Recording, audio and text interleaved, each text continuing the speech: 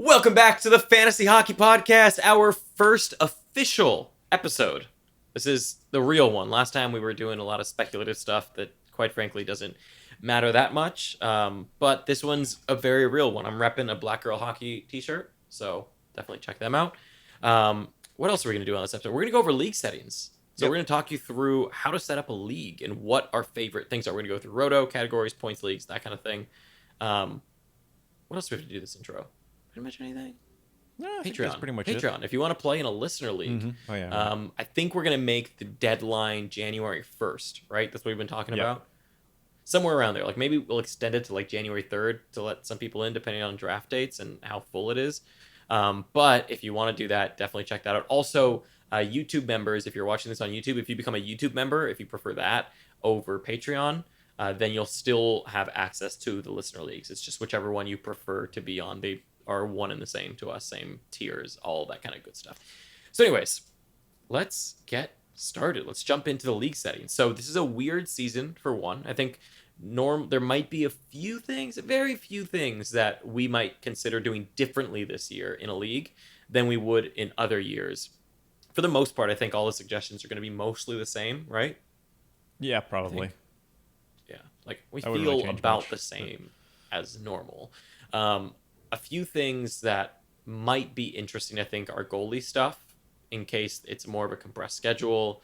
There's also something to think about with ads. So we're going to get into everything. But I think one of the most important things that we want to make sure that you understand and that we'll make clear when we're talking about this stuff is the concept of what makes a league more advanced or more difficult and what makes a league a little bit more inexperienced or a little bit more casual and fun, because there is that element of it, right? Where on one hand, some people really like the management aspect where they kind of feel like a GM. They've got to play some money ball. They need to make the right picks. Like they like that aspect of it being pretty difficult to manage in a fun way, right? Like where it kind of feels a little bit more like a game. And then there's the other side of it where it's a lot of luck. And you're really just in it to fully have fun, and you would rather just kind of pick up the best players with shallower rosters, and that's okay. So we're going to try to walk through both scenarios, and when we're talking about something, whether it's a suggestion or something, we'll mention what adding that or removing that has an impact on in terms of what kind of league you're going for, if you need more of an advanced league or just more of a casual league. So without further ado, let's walk through them, Brandon. Yeah. So we're going to be talking about Yahoo Leagues to begin with. I think that it's pretty much the de facto standard in fantasy hockey at this point to play on Yahoo. There's a couple other options. ESPN is not one of them. ESPN is not one of them. Yeah, I think the only other one I would consider is Fantrax if you're doing really advanced stuff. If you're doing like a dynasty, not even Keeper I would do on Yahoo, but dynasty. Or really just weird salary. leagues. If you want to do like a league with a salary cap on it or something like that. If you want to do something out of the box, basically, or completely not even out of the box, just out there, then you have to go somewhere else, I think. But for standard leagues covering just about anything you realistically want, especially if you're listening to this type of how do I even make a league type content, then you're going to want to be on Yahoo. So, for sure. I mean, that's the easiest place to do it. Yeah. What I'm going to do here is basically walk through, like, if I was starting to create a new league and the settings that I would be looking at and what things mean, sort of. I think a lot of the blurbs and information isn't completely clear if this is your first time making a fantasy hockey league. And fantasy hockey is kind of daunting to begin with compared to some of the other sports, just because there's so many options. So I'll start by walking through the different league types and kind of what they mean and whether we like them or not, but they're all, a little personal. So the first one we see here is head-to-head points. This is one of the most common, maybe the most common type of league. What points means is you assign a point value to any stat category you care about. So let's say you want goals to be worth 5 points. You want assists to be worth 3 points, whatever. And throughout each week, you will play a different opponent within the league for a week time frame. And as your players accumulate stats, you'll be getting points for those stats, and whoever has the most points at the end of the week wins the week, and you move on. Super standard, but it's yeah. I'll leave it at that for now. We can go back about the pros and cons of each in a minute. Yeah, we can come back. Head-to-head weekly points is the same thing, except it's locked by week. So you can only make changes once a week. This is similar to fantasy football. I think they kind of made this an option to cross people over from fantasy football. They're used to only really managing their roster once a week. Head to head, it just says head to head, but typically people call these cats leagues or category leagues. In this scenario, if you're looking, let's use goals and assists as an example again. Each one is essentially worth a point, kind of. So let's say I'm playing against Gamby here in a league that only has goals and assists. If I have more goals than he does, and he has more assists than I do at the end of a week, then I will get one win for the goals, and he will get one win for the assists, and we'll end the week 1-1. So each category is considered a game, sort of, on its own, and you want to win more of these different categories than your opponents. So it's similar to points leagues in that it's head-to-head, but it's different in that each category is its own separate game as opposed to just either winning or losing a given week. Head-to-head, one win is sort of basically what I said, except completely. If I was ahead of Gamby at the end of the week, then I would win 1-0 as opposed to winning however many categories I won.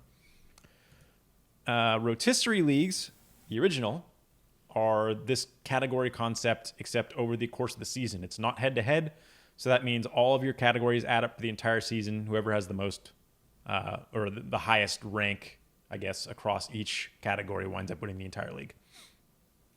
Points only is the same concept, except everything converts to points, and whoever has the most points at the end of the season wins. So it's another rotisserie style season-long league versus there's no head-to-head matchups in that either. And that's it. Those are the league types you can start with. If you're listening to this, you're looking for advice on how to start your first league. I think the only two realistic choices that are common these days is either head-to-head points or head-to-head, which is the categories or cats leagues. Either one of those are good options. We can talk about which ones we prefer here in a minute. Yeah, I think first off, so I play in both. I play in a head-to-head points league, which is really fun. I love the guys. It's a really good time, and it's so different from a categories league. So I'm also in a cats league, and we're going to refer to categories leagues as cats leagues all season. And I play in both of them, and they're completely different strategies, entirely different. So whereas in a points league, the way I think I'd describe both of them at a very high level is the point leagues are very straightforward. You know exactly where points are coming from, how much they can deliver, right? Like a stat value has an implied value. Like it has an implied. I used value way too many times, and now I've lost the plot. I've completely lost it. Well, I'll take over for a second. It basically says points leagues. Your opponent doesn't really matter. Like no, but I'm talking about specific like the players though. When you draft them, like in a points league, you know what a hit is worth, and it's that same value the entire season. Whereas like in a cats league, when you pick up a guy for hits and you're down in hits, that the value of a hit is far greater than a point, for example, if you're up in points. So to me, a head-to-head points league is much more straightforward, a lot more just easily digestible, and much easier to make pickups because you know exactly where points are coming from and who's getting points. Whereas a categories league is much more of a little bit of 4D chess, right? Because you want to beat the person in categories that matter. If you have a really good team in goals that's better than the other guy, you're not going to be picking up for goals. You're going to be picking up for other stat categories. Wow, staticals. So a way to kind of think about this is in a points league, you could have a team that's like Leon Draisaitl, Connor McDavid, David Pastrnak, like basically every top player that is sort of, I wouldn't say one-dimensional, but like a point getter first and foremost. That team is going to dominate any points league. It really doesn't matter who you come up against. In a categories league, that team can and will realistically lose, sometimes at least. Because you know you're going to be in good shape for goals and assists, but you're going to be in bad shape for hits and blocks, for example, if you take those categories in your league. It all kind of depends on how the league breaks down, and it does make an extra wrinkle for those category leagues. Pros and cons. Yeah. And really, there's no right answer. I think everybody has their flavor they like, but I also played in both types last season. I have a preference to cats leagues, but it's not a huge one. You know, if cats leagues didn't exist, I would still play fantasy hockey. I would play points leagues just happily. It makes me feel good to know that if I'm facing an opponent that I think I can beat in a certain category, I can stream into that category and kind of sneak out a win that looks like I would have been unable to get, which is Yeah. not something you can really do in a points league. And that obviously also factors into the draft as well, because there's pickups, but then on the draft level, when you're drafting for a points league, you know what a guy is worth again, right? And so you look at a guy and you say, okay, Leon Draisaitl got 300 points last year. I can probably rely on him to get another 300 points this year, right? And that's his contribution, and he's the best guy on the board by a mile, just because points are easy. Whereas when you look at a categories league, it gets a little bit more complicated. You might be looking at Draisaitl, but then you might be also looking at Ovechkin and saying, well, Ovechkin hits and shoots a lot more, so he covers more categories for me than Draisaitl does, and so it gets a little bit more complex, and you start thinking about things a little bit differently. So I think I prefer cats, but not by a lot for Yeah. sure. And I know maybe that's not what people want to hear. I would definitely say that if you want a more casual league, go points. Yep. If you want more of a kind of if you have people who know what they're doing, they're paying attention, categories leagues, I think, are a lot more rewarding for people who want to do some research, who are in the know already. Like if they have time, I think a lot of Yeah. this also comes down to what time you have. If you don't, if you know you play with a lot of guys who just aren't going to be able to set lines that often and aren't going to be able to make pickups, maybe they're really busy, they have kids, things like that, right? Like if that's your league and it's just a fun home league, like points is probably your best bet because you're not as reliant on pickups week to win your league. If you have a good draft, it's a lot easier to win in a points league than it is in a categories league. In a categories league, you really do need to be making pickups a lot. And sure, there's going to be people who come out of the woodwork from this and say, oh, well, I didn't pick up anybody last year and I ended up in first. Good for you. Maybe in your That's league. not very common. Yeah. Yeah, let me be in your league, please. That's not very common. It's very hard. Normally, you've got to be making pickups every week, and so it Yeah. does require time commitment. And a league can really go to hell real quick if an owner in a cats league isn't paying attention, because the categories at the end of the year really matter because each one of those is a point. And so that comes down to tie breaks and your rankings for playoffs and things like that. So you want people to be active. And so at the end of the day, do I have a preference? Not really. But my preference is pick the league type that's best for the people in your league. Yeah. That's which one are people going to play? Because that's what you want. You just want people to play and be active. Yeah. If you know that you have a bunch of people that aren't going to be active, don't do a cats league just because you like cats. Because then no one's going to be active and it's not going to be fun and it's going to die off by the middle of the season. So One I last think thing to that's say my about big thing on that. the breakdown of points in cats leagues. I alluded to this a little bit earlier, but in a cats league, you can play your opponent, which is something you can't do in a points league. In a points league, the goal is the same for everybody: get the most points. In a categories league, if you know your opponent has said, stack team with Leon Draisaitl and Connor McDavid and every point getter on the planet, you're not realistically going to beat that team in points. So the goal there would probably be to go after the categories that they're weaker in. You might stream in some hitters and penalty minute getters if you take that category and some other things to try to, maybe you lose goals by 40, but you win hits. So that's 1-to-1 right there. It doesn't really matter which one you did better in. In a points league, you're just dead in the water probably. Yeah. I would love to know though, actually. I think this is always a fun point. So either let us know on Twitter at Fantasy Hockey PD. We'll probably put up a poll as well. I want to see which one people favor and which one they play in. And also let us know in the comments if you play both. If you're watching this on YouTube, at least let us know if you watch both. Or watch both. What is wrong with me today? If you play in both, or if you really have a preference, because I do know some people have a preference, some people play both, like I do. So let's jump into the next bit here after the league type, which I think the next decision you're going to make is how big do you make your league, right? And I think that also goes with roster size. They kind of go hand in hand. So Yeah. normally roster size, sorry, I'll let you talk about roster sizes. I'll talk about the league size. So the league size usually goes from 8 to 16 teams. It really depends. It's tied to rosters in the sense that the more people you have, the more players you're going to roster no matter what. And so the draft and the pickups get deeper. So it does get more advanced the more teams you add. The shallower your league, the more top players are going to be on teams. So it's a little bit more fun if all you want to do is track the top players. You're going to want a shallower league. So you're going to want 8 to 10 people and a smaller roster, which Brandon can kind of go over some roster stuff right now. And then I think 12 is a sweet spot. I think that's the perfect number. I've played in 14 team leagues. I think they're a little bit weird. I don't know why I feel that, but I feel like I might actually be in one. I need to check. I think my keeper league might actually Our be listener leagues 14. might be 14, but that's not Are they because we 14? prefer it. No, It's my because keeper league is 12. it's going to be a little easier to make sure that we can be a part of as many of them as possible. But I think 12 is the perfect. yeah, I think there's 16 is a way too reason deep there's a reason personally, that but there's a reason that Yahoo starts you at default as 12 teams. yeah, It's I think it's the basically perfect recommended. sweet spot of a little bit of you can get pretty deep if you make your roster size big.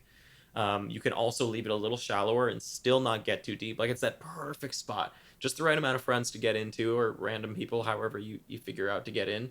Um, I like 12. 14 and 16 is I would kind of stay away from 14. I think if you're going to go 14, you might as well go 16 if you have the people. Because if you're doing 14, the reason you're doing 14 aside from say you have 13 other friends and that's it and you have to, the only other reason is because you're trying to get deeper rosters. You're trying to get a deeper league and maybe more people advancing, whatever, more playoffs. If Or you're doing you that, have it might, 13 friends. Yeah. or you have 13 friends, like I said. But Yeah. 16 teams, in my opinion, solves what you're trying to do with 14 way better. I think if you want a really deep league where there's a lot of roster moves, you're picking up from some of the bottom of the barrel, some hard decisions need to be made, and you're not necessarily picking from top players anymore. Once it comes down to picking up people in season, 16 people is your go-to. 16 people also I actually have seen as pretty popular for Roto.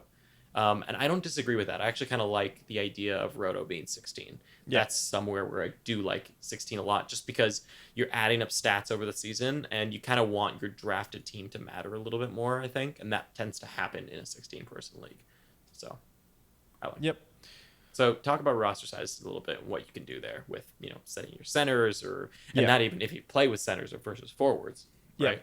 So I'll talk about the default roster composition that Yahoo's going to give you in most leagues, and that is two centers, two left wing, two right wing, four defense, two goalies, one injured reserve, and four bench spots.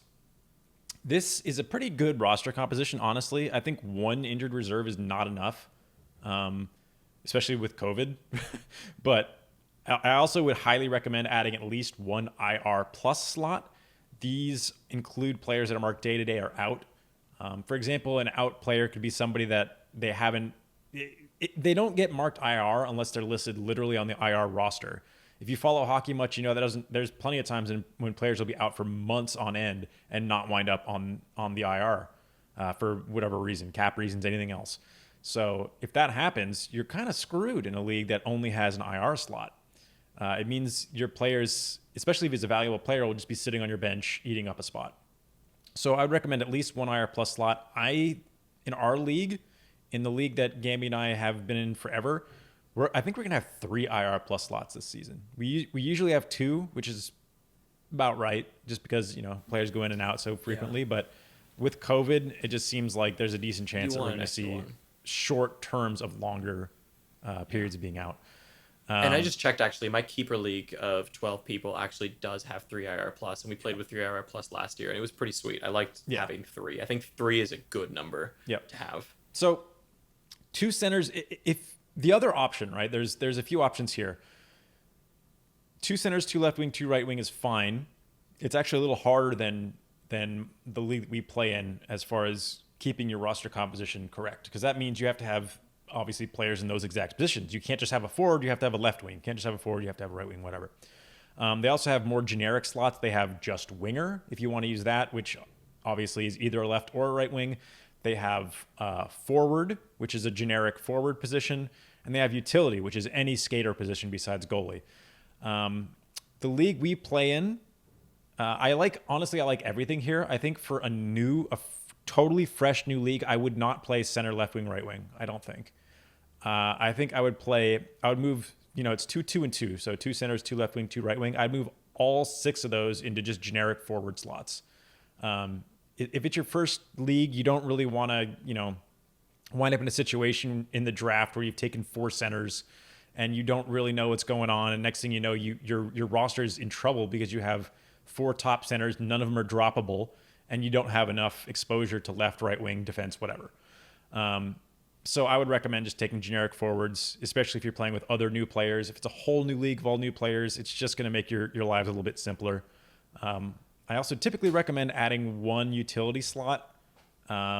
Just it's just a little bit more fun, especially in a categories league. In a points league, it matters a little bit less, but in a categories league, it can give you a little bit of leverage if you want to chase down a defensive style stat like blocks. Other than that, I think everything's good shape. So the composition I would give for a super new team, a new league rather, would be 6 forwards, 4 defense, 1 utility, 2 goalies, and 3 IR plus slots, and 4 bench. You could potentially add an extra bench just so that there's a little bit more flexibility and that your draft is an even number if that really bothers you. Honestly, having last pick and then getting the last pick in the 15th or 16th round or whatever it is inconsequential. Doesn't really matter that much. But if that bothers you, you can just add another bench spot. Yeah, so that's what I would do with rosters for a group of new users who I assume are the people that are going to be listening to this particular episode. Yeah. And then I think if you are a little bit more advanced or know the people you're with or whatever, or even if you're just interested in the positions, I actually like Yahoo's default of 2 center, 2 left wing, 2 right wing, and then it's the right breakdown. I like that. It is the right breakdown. But so my keeper league actually added something that's kind of interesting, which I liked a lot. I joined it 2 years ago, 3 years ago, something like that. And one thing that they do actually is instead of added, so they have a util spot, but they also have a blank forward spot on top of those positions. So you can have just one random forward spot, which is really great because if you carry 3 centers, for example, you don't really get bitten, and then sometimes you can play a defense. Like I like that my keeper league has both a defense, or sorry, a util spot and a blank forward slot. It's really fun because sometimes it makes carrying an extra defenseman worth it, especially if you're in a blocks league or even in a hits league. Like I can run a defenseman in the util spot, and then I'm running a forward in that forward spot. So that's another suggestion as well, is to do that. And sometimes defensemen in your league aren't that valuable, and if that's the case, sometimes you can just do a blank forward spot, which effectively does the same thing as util, but you might want to do both. So that was one thing I was really surprised by when I joined. I actually really liked that mix there. Yeah. So, yeah, I think that, like we said, the Yahoo's roster composition is basically right. I am surprised that their default is center, left wing, right wing broke down, because I do think that's more difficult than it needs to be for a new user, but whatever. Or new But player, it is fun. rather. I think because sometimes it can be fun just because people follow the league, and if you've played, like, you know the difference between center and left wing. It just kind of feels like building a team more.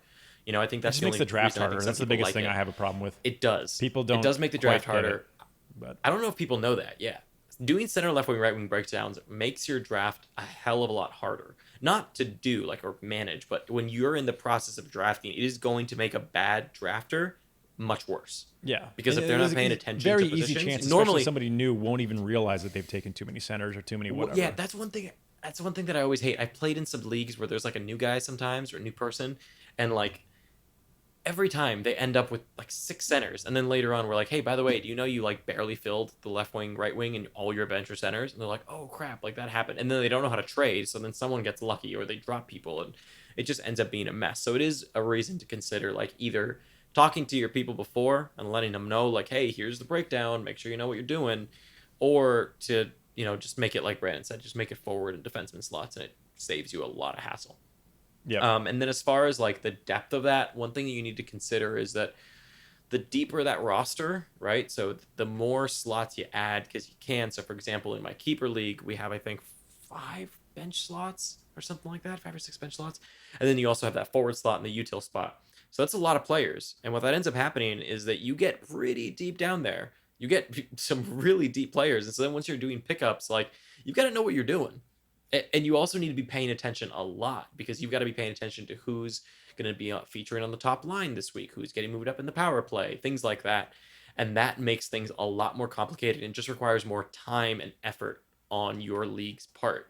And so one way to mitigate, say you want to do a 12-person league, but people don't really have that much time, or it's just more casual. One way to do that is to just minimize your roster size. You can take it down quite a bit. And there's a few ways to do that. You can do just forward slots, like Brandon said, and do less forward slots.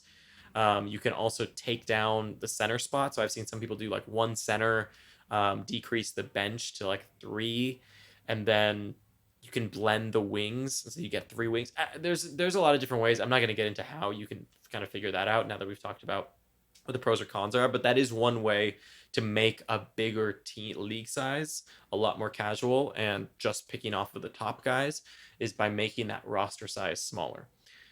So I think we can move in now to point construction, right? I think we've talked about the roster size a lot. We've talked about league size. So I think now we can move into what is the point construction if you're doing a head-to-head points league, which I think I can just go over my league. Yeah. I really like my I just realized I had muted I, my mic there for quite a while. I figured. I But was a little bit weird. I was like, why is Brandon not talking? I was yeah, like, did so he die? Did something happen? I think we'll discuss points leagues first. So this will be funny for whoever's Yeah. watching YouTube during that and just seeing me yell at my Seeing you monitor. talk. But if you're creating a Yahoo League, you would see, if you went to customized settings, you'd see scoring on the far right. So it's rules, roster, scoring. Scoring in a points league, I think the default scoring, except for plus minus, is pretty good. It's okay. Wait, we need a tangent.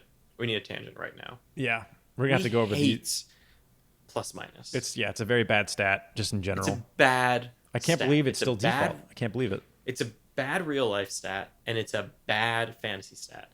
The reason that it's such a bad fantasy stat is because it completely disinhibits you from taking players on bad teams, which is so not fun. It means you can't take Dylan Larkin. Because why? He's going to get plus minuses? Who cares? He's producing it's also on just a offense, and it's a boring lot stat. of fun. There's nothing It's a interesting boring about it. stat. It's not fun to root for. I don't want to root for that, especially when it's like a Dylan Larkin. I just hate that it removes players from the player pool. Yeah. I don't like when stats do that. If you remove, say, hits, and it like limits your player pool to who you can pick, that's fine. But plus minus effectively just in a way removes players from the player pool entirely. And I'll say this now, if you're listening to this, and we'll say this in the draft strategy, and we say this every single year. If you're drafting and if you're in a league with plus minus, literally ignore it. Yeah. Like pretend it doesn't exist. Draft as if plus minus wasn't a thing. Although their plus minus is super high in points leagues too. Like a goal is 6, -1 or something. An assist is 4. A plus minus is 2. Just crazy. So it's the same as a power play point. I was in a standard points league last year, and when COVID ended, I was second, and I disregarded plus minus. I pretended it didn't exist, and I was still ahead. The reason for that is because when people are drafting, so when you're drafting at the beginning, people will put way too much emphasis in plus minus, and so like I said, the Dylan Larkins and stuff fall to like the 9th round, and they're still not 9th round value. They are not. They are more like 4th round value. And so you just get so much value by forgetting. Now we're getting into draft strategy, completely separate. But anyways, continue. I do like Yahoo Standard. I love the points league I'm in. I think our setup is perfect. But let's get to that. I have a few issues with it. I would change plus minus. I would probably add hits, and then that's probably enough. It doesn't really matter though. Again, for a points league, it's as long as it doesn't really matter what you do. You can do whatever you want with a points league and still make it basically fair and normal-ish. But I would definitely remove plus minus. I'd probably add hits at the same value as blocks as 1. And then goaltenders, I have mixed feelings about giving shutout points, but in a points league, it's probably fine. We can also get into what luck stats do. We can talk about that in a second. Discussing luck stats for a very it's very small part of time here. They're much less dangerous in a points league. So you can kind of, points leagues, you can kind of, it's pretty free flowing. There's no real wrong answer depending on what you want to do. Yeah. So it depends. So luck stats to me are like game-winning goals, shorthanded goals, things that aren't reproducible, things you can't predict are going to happen. Shutouts is one of those. Hat tricks is another one of those. And some people like giving bonuses for them, and they are sometimes fun. I personally don't really like them. For example, we have game-winning goal. So my league, my points league, is goals 3, assists 2, shorthanded goals 2, game-winning goal 1, shots on goal 0.1, hits 0.1, blocks 0.2. And then for goaltenders, wins are 3.5, goals against are -2, saves are 0.25, and shutouts are 3.5. So goalies are worth a ton in that league. And it kind of makes it a little bit fun because there's some strategy there. You can live and die by the goalie, which I've done when I drafted Bobrovsky in the 2nd round last year. Anyways, so the luck stats, when you're looking at a stat like game winning goals or shorthanded goals, they can decide a week. Very often in this league, I have lost because of a game winning goal or because a game winning goal happens during the week, and my difference ends up being about 1 or 2 points. And the difference maker is that game winning goal. Some people like that. Some people like that luck factor where you can't really predict what's going to happen and it just kind of throws things for a loop. Some people hate that. I personally am not a huge fan of that. I like knowing that my fate is in my hands and that I can kind of control a little bit and that everyone's on an even playing field. I prefer that personally, and so that's just one thing to consider of who are you, who are the people in your league, and what are they looking for. If you're looking for a little bit more of like a, I don't know, lottery fun, then more luck based stats are good, and that's fun, especially in a points league. But if you like things to be way more in control and you kind of know exactly what you can do week to week, you're gonna want to not have luck stats or just bring down their value a lot, where they're just bonuses. Because that's the two ways to do it. You can either give them a lot because they're rare, or they can just be like a little bit of a nice bonus because it happened, you know? And I like the bonus way. I feel like our league, for the most part, is a bonus on top of it, right? Like you get 3 points for a goal and you get one extra point if it's a game winning goal. Fine, it's not that big of a deal. But some people, I've seen some people make game winning goals like 5 points, right? More than a goal or something like that. And that to me, just I don't like that. Just I don't like because luck stats at all in general. I don't I'm not a mind. I big get fan. the point of them. I get the point of why people like them and why they're included. I get it. I'm with you. I don't think I like it, but I 100% understand why they're added. I would never include any of them in a categories league. In a cats league, yeah, no, I hate them in cats leagues. Yeah. I So hate shutouts in cats leagues. Shutouts suck. yeah. To talk about Yahoo's default cats league, what they give you, and again, remember each winning each category is equivalent to winning a game. Um, so they give you goals, assists, plus minus, power play points, shots on goal, hits, and then for goaltenders, wins, goals against average, save percentage, and shutouts. There's a couple things to think about here. I'm going to kind of go a little bit broad at first. If you count these up, you have 6 skater categories and 4 goalie categories, which is a bad breakdown. The reason that's bad is because goalies deciding 4 of your categories means that goalies are very valuable. So an Andre Vasilevsky, for example, or even a Hellebuck, really, is worth a bit more in this league just because of the volume of starts and the quality of the goaltender, but mostly because they're 40% of your points. You can have one good goaltender, and you only really need to win one skater stat, and you can at least chop the week. I Yep. don't like that. You're only going to be rostering 2 goalies at a time, like we said, and you're going to be rostering 10 skaters. So I'm not sure that goalies should have that big of an impact. I typically like to have goalies count for about 30% or so in a Yeah. categories league. What I would recommend for a starting league, for especially for new players, would be I would drop plus minus. We already talked about that. I would add blocks to add some value to defense. I think that would, and I would remove shutouts. Um, I would probably leave it there. That's probably good enough. So what you'd wind up Yeah. with is for skaters, you'd have goals, assists, power play points, shots, hits, and blocks. For goaltenders, you'd have wins, goals against average, and save percentage. In the league that I've been talking about that I have with Gamby, this is actually not what we run, but we add penalty minutes, which is probably the single most contentious category Yay. that there is. And the reason it's contentious is because it's bad news in real life and it's good news in a categories league. You want more penalty minutes. The reason we do that is because it alters the playing field. It makes things makes things deeper. It brings some more Yeah. guys like Borietsky that have no fantasy value outside of a categories league suddenly start to matter. It just changes things just enough. There's also one other thing that I like about it a lot. Mhm. One thing I really like about PIMS that I find really, really fun is the fact that it also makes you kind of decide between two things, right? A player that gets PIMS, and it's why I like blocks as well. Normally, a player that blocks is not a player that's getting you points. A player that gets PIMS is not someone that's getting you points. And so you have this decision to make. You can go very heavy into the banger category. Bangers, by the way, are leagues that account shots, hits, sometimes PIMS, not always, but I'd say more often than not, yeah. Um, But it's this interesting dilemma of, okay, I have to make a pickup. I'm close in pims. I think I can take goals. So which one do I go with? Do I try to go for the goal scorer, or do I go pick up a guy who I think is going to get pims? And so it broadens the playing field, but it also makes your decisions a little bit more interesting because you're deciding between players that aren't similar at all. And so it really changes up your strategy week to week. And it makes a lot of fun as well in the draft itself. And so that's the reason I like pims the most, is that it broadens the and almost any stat. That's why I like blocks as well. It makes defensemen more valuable and defensemen that aren't necessarily point getters more valuable.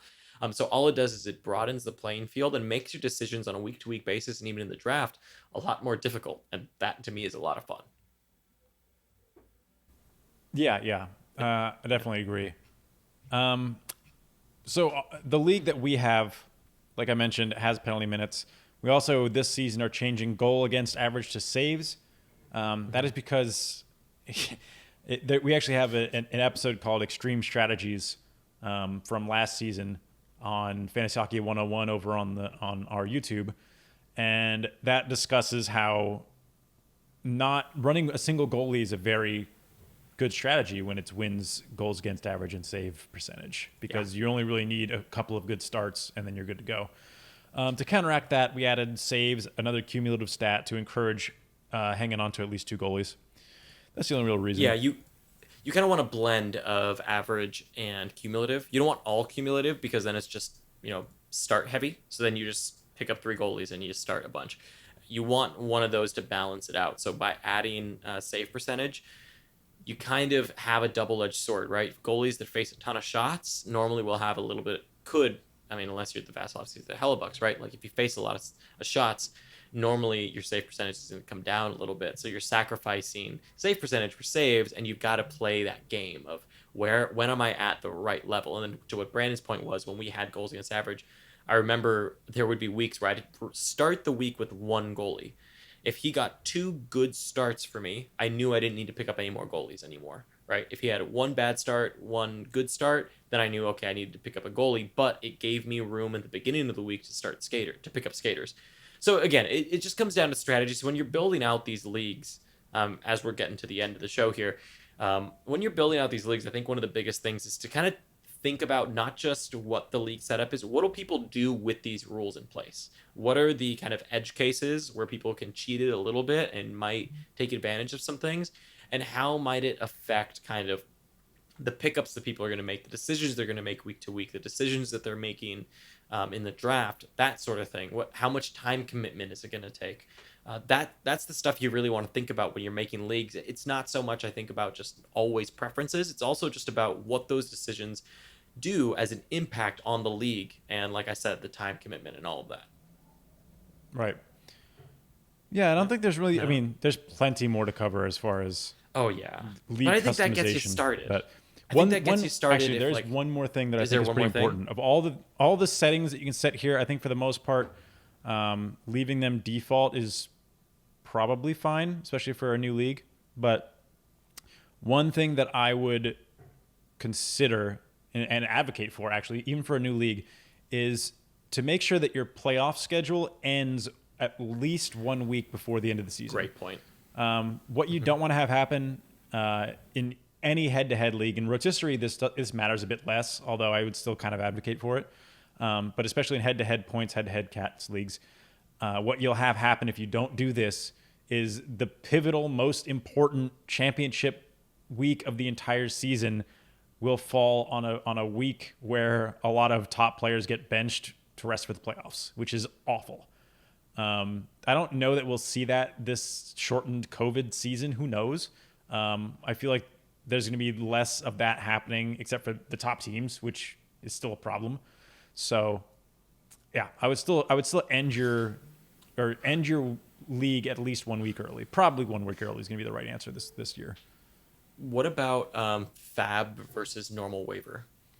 So I think they changed the name of it. It's not free agent acquisition budget anymore. They changed the name to something else. But I forget exactly what it is. free agents budget is the name of it now. Okay. So I wouldn't, you could set that for waivers.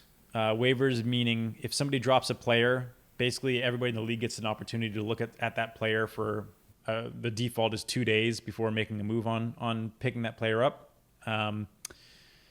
For a new league, I wouldn't bother with free agent budget, probably. But I think after your first season, once you're a little bit more used to playing fantasy hockey, it's the better option. What you'll find in really competitive leagues, if you don't use continual waivers, meaning that there are no free agents. This is getting a little too complicated, but it basically means that you can't pick up a player immediately into your roster. You have to bid on the player with some of your budget, and if you win that bid, then the player becomes rostered the next day or whenever. But it's a more advanced thing, and it gives everybody an opportunity to bid on the same player as opposed to just whoever's wakes up at 3 a.m. to do it. Yeah, I will also say that if you're playing with people on different time zones as well, free agent acquisition budget or FAB, it's still called FAB, I think. FAB, one big thing it does is it prohibits the advantage of the West Coast players.